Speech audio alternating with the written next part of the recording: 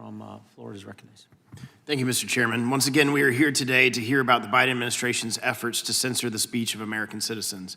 In a seemingly unending series of examples from across the federal government, we have seen public servants use taxpayer resources to shut down certain disfavored viewpoints. This is fundamentally un-American and violates free speech. Thanks to the tremendous work done by Mrs. Richardson, we know that the National Science Foundation spent millions of taxpayer dollars on artificial intelligence research conducted at elite universities like the University of Michigan, University of Wisconsin, and MIT.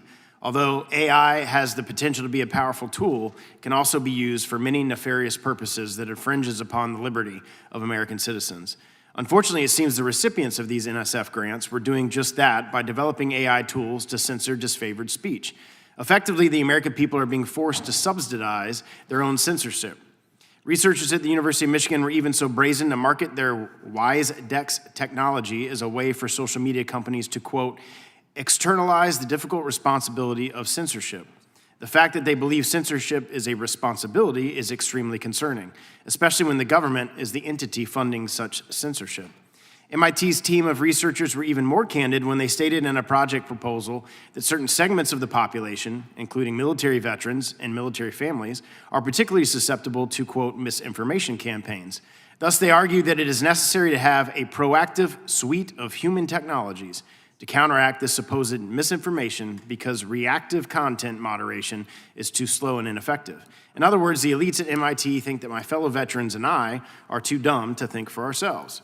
These efforts to use AI to censor the thoughts of American citizens is truly disturbing.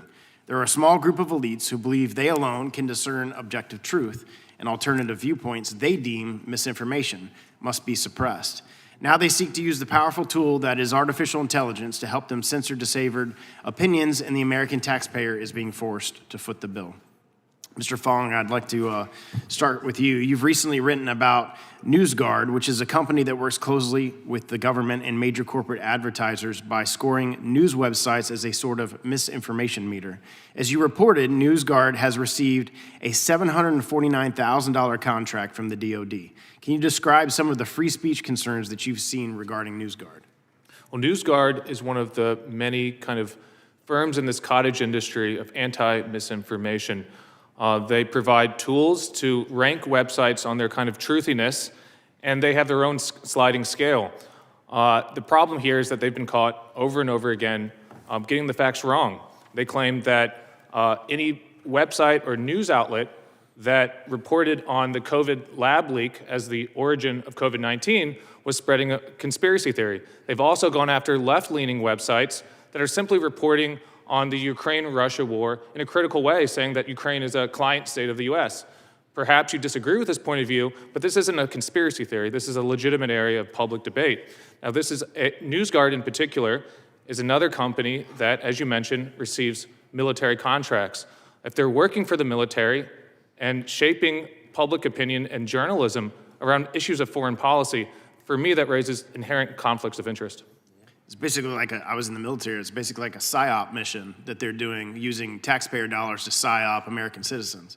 I'd like to ask unanimous consent to put into the record Mr. Fong's article, "In the Name of Fake News, NewsGuard exhorts sites to follow the government narrative." Without objection. Ms. Richardson, in the little time I have left, as I noted in my comments, MIT researchers thought they needed to protect veterans and military families, among other populations, from misinformation campaigns. Should we be concerned that such biases held by the creators of these powerful technology will especially harm populations like veterans and military families? I think that is the concern, is that the people who are creating these technologies are letting their biases influence how they play out and who they are censoring through these tools. So yes, I do think whether it's right or left, we need to understand that these tools can be used to censor Americans. And Mr. Lukanoff, I saw you shaking your head during some of my comments. In the 38 seconds I have left, if you'd like to add to that. Sure, I'd actually want to talk specifically about the